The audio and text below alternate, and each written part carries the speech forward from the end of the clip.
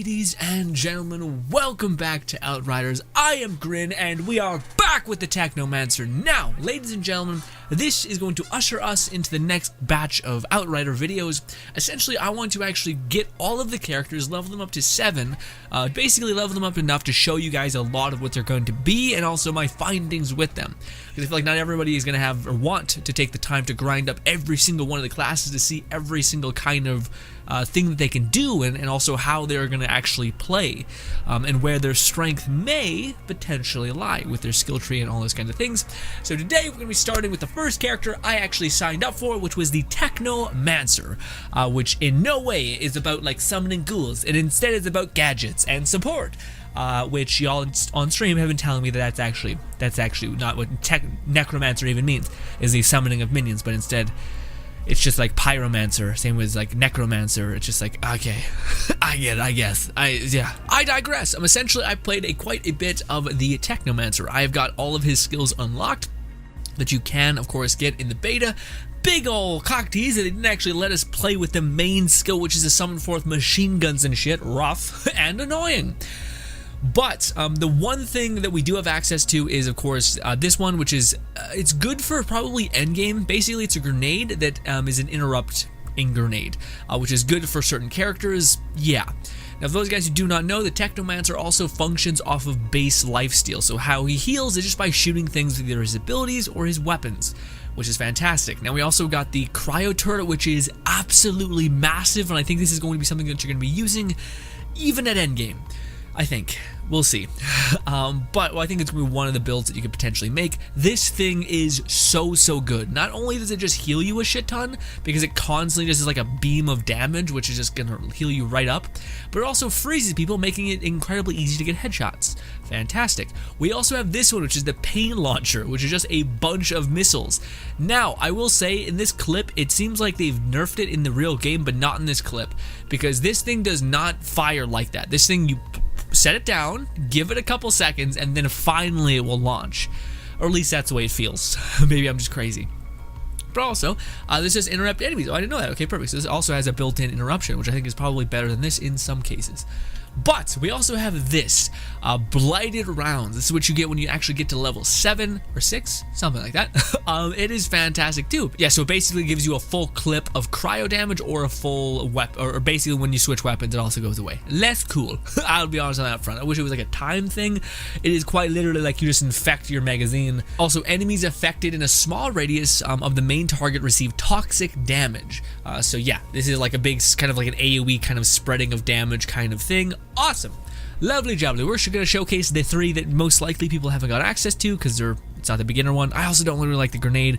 I know it's going to be good for endgame, but just not quite my thing. As of skill trees, I'll be honest, as for most people, I was hoping for more of the skill trees in Outriders, but as of his general skills, so the top skill tree, Pestilence, is big onto like everything ordnance, weapon damage, all that's getting buffed. It increases magazine size, so this one just seems to be very like damage and selfish based, it seems like. Yeah, this one's awesome. Increases damage received by 15%, but also your damage dealt by 20%. This is actually really weird. I wish more perks were like this, but most of the perks in Outriders are not like this at all, so it's weird that this perk exists. And it's, yeah, just because it's only 20% more damage. We're going to get into other classes which give you like 50% more damage or something, but with no negative. Or like the only negative is that you have to have your armor on or something, you know, which is just nothing. Yeah, and this one seems to split the difference. This one in the middle, the Tech Shaman, it's more about like summoning your actual equipment, but also more like it's a mixture of support and DPS. So for instance, we got a bunch of, give our turrets a bunch more health, awesome. And the Tech Shaman is very much support based as well as some of your gadget based, but mostly, it's not, honestly, it's just really support based. So like when you affect an enemy with any sort of like elemental effect, toxin or freeze, they get the vulnerable stat, which is like a weaken, cool, as well as we get like increased turret health, so we get more sustain for aggro and stuff like that. But then we also get gadgets. When we use our gadget, we get a bunch more healing for 30 seconds or for 7 seconds for our allies. Fantastic.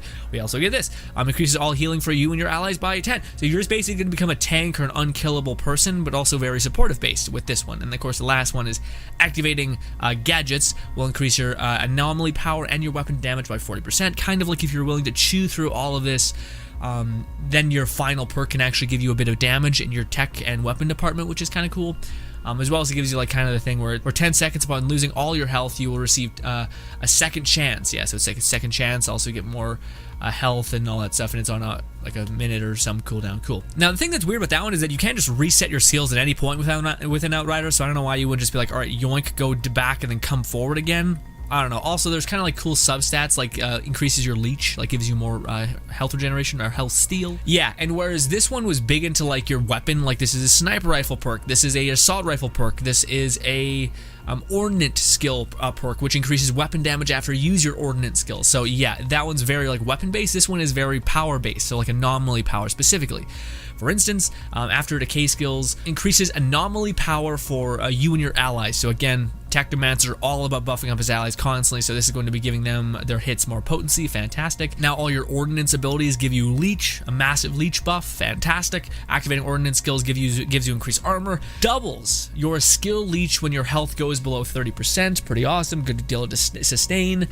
And yeah, so honestly, a lot of his perks are very, like, again, it's very support based, which I was hoping at least one of the skill trees would be, and I think you could just go and build some of this, but like, I wish they were more about like your tech abilities, like again, making your turrets shoot faster and stuff like that. But I think that may come in the form of gadgets, which is a huge part in this game, is the whole gadget meta, which is like getting a coat that gives you 2 uses of your main ability, which is massive. The ability for like your basic attack, like your drone or something, to just deal a shit ton of damage and all that stuff. Now, we're gonna be going and doing this mission. We're gonna be skipping through the last stuff. Skip. Gone. The reason why is because this has just this mission, which we can replay over and over again, is a great way to farm resources, as well as it's fantastic for just showcasing damage, because there's just a bunch of enemies. It's just like an onslaught of enemies. Also, forgive me, my PC's been acting up and it's been like chugging out of nowhere, so there might be like some snags. I'll edit them out, but if you see some, forgive me. Alright, so the main thing with the Tech Shaman, I actually got really lucky with some of my gear. If we go and look at my gear, it's actually pretty cracked for some degree. We got this, which is a single kind of like scout rifle thing. It just, if you get a headshot with this, they're just done immediately. And then I got the sniper rifle that hits really hard, and when I get kills, I regenerate, which is also cool because I have passive life steal or life leech on my weapons, which is fun. Also, we have this, I believe, yes, which is my Cryo Turret will increase the damage based on your status power. That's not that good, actually, since we don't deal that much of anything. But the Pain Launcher is a decreased for cooldown, so positive. I'll be honest, this is the character I played at the first, and I don't love him as much as I thought I would, just because he seems to be like, I don't know, he seems to have the same problem that most support characters have, which is, you support others by activating your abilities, but that means your abilities are kind of just lesser. Yeah. And it's like, well, fuck. You're not even like, well, why can't I have cool powers too? This is bullshit.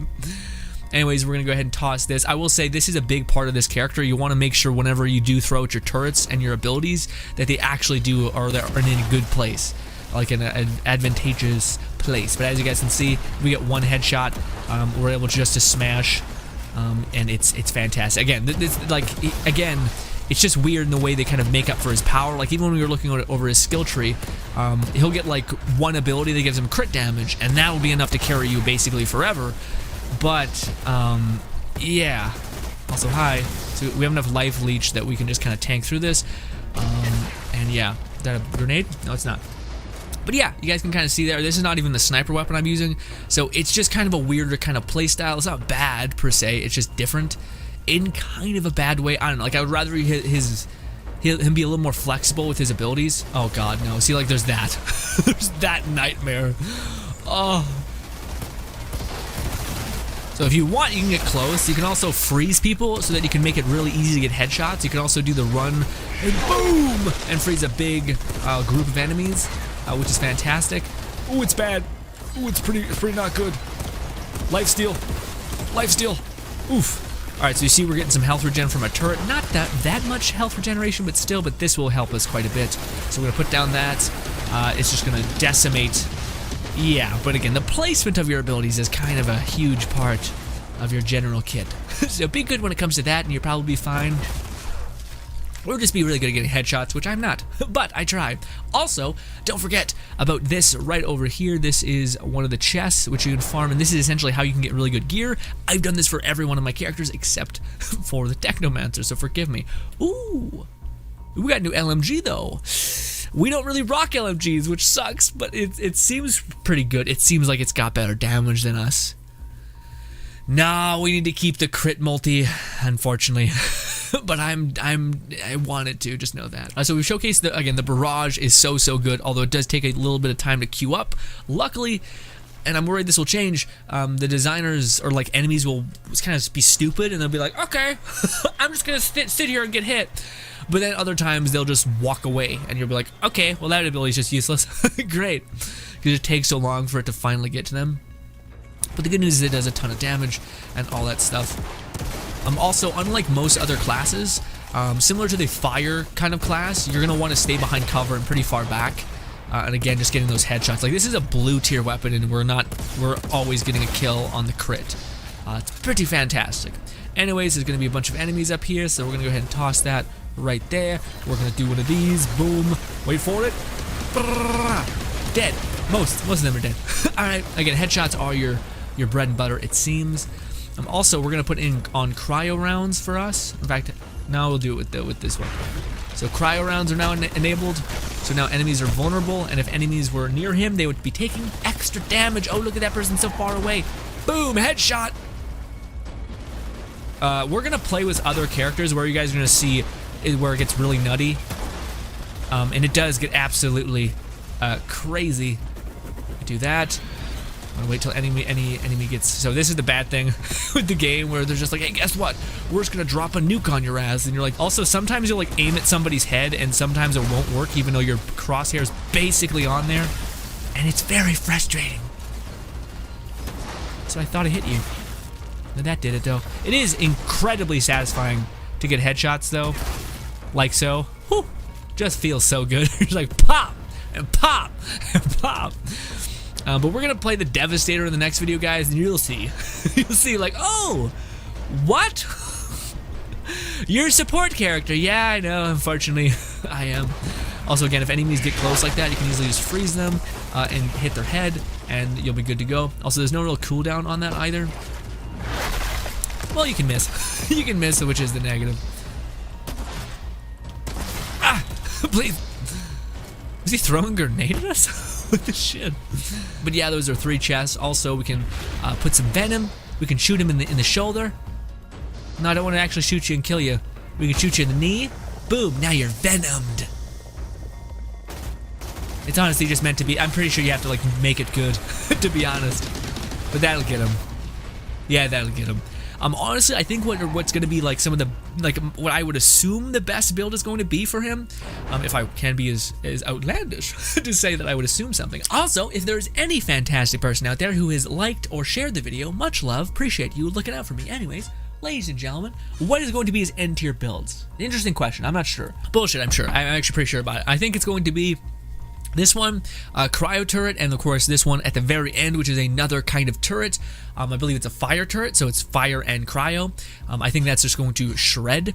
The only thing that's a bit negative for him is that his turrets aggro enemies in a big way, which is less good, but it depends on how tanky things are. The reason why I think it's less good is because when we get to really high world levels, enemies are theoretically going to be doing a shit ton of damage. Theoretically, that means that they're going to get melted immediately, so you're going to throw out these turrets, and they're not going to be able to actually exude damage, and based on the 4% damage, we're not getting a crazy amount of damage out of them anyway. But within the right builds, within the right synergy, I bet we could tank those things up and make them fantastic. So yeah, but I could still see a boss just like smacking your drone and being like, yeah, that's hilarious. It disgusts me. So I'm like, oh. I also think this is going to be fantastic, and I don't exactly know what these two are. Those ones are lost on me, but I do think maybe, and then like of course the third ability will just be your rocket launcher or something like that. I think that could absolutely be fantastic. I do think the barrage is good, but I think just the two turrets and your your actual thing is just going to be fantastic, especially with how you can build certain things like weapons that decrease your cooldown, and you can just have all of your weapons be so good, so it doesn't even matter that enemies shoot them and break them in 1 second when you always have them on cooldown, right? Which is the cool part of this game in terms of modding.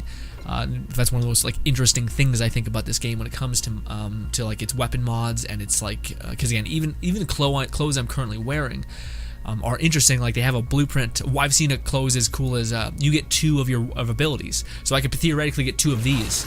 And I could just go boom, boom, and double that. Just boom, boom, and just constant sea of those things. That'd be so powerful. And then if you could reduce your cooldown anyway and get those back immediately, you could just be an absolute savage in the best possible way, you know? Also, I got new shoes. Them good? Do we get any cool perk on them shoes? Oh, shit, I already have good shoes. Paint launcher increases skill range? Huh, I wonder if that actually increases the amount, because if it just spreads it out, then less good. But maybe still good. Also, now, yeah, how much range? Let's see. So put on the new boots. What's the range look like? Okay, it looks like it just gives it more arch, which most things don't have this much ceiling to go with, but okay. But ladies and gentlemen, that was the Technomancer, a class that's going to be really good if you're into the support capability or if you're going to be playing with friends. You guys will see that, or if you just like the a sniper gameplay, which is actually really fun. You're just setting up like a turret right beside you, so if any enemy pushes on you, they get cryoed, so you can easily pop them in the head and you go for those longer shots. I do think there is a problem with that though when it comes to enemies just loving to whip grenades at you and like flush you out of your cover, even though, yeah, like how the hell can they Hail Mary a grenade that far? Anyways, weird, but there's some problems in that regard. But worst case scenario, you just step off cover, roll a couple times, roll back into cover, a little bit of clunky gameplay, but you can still get by with being a sniper.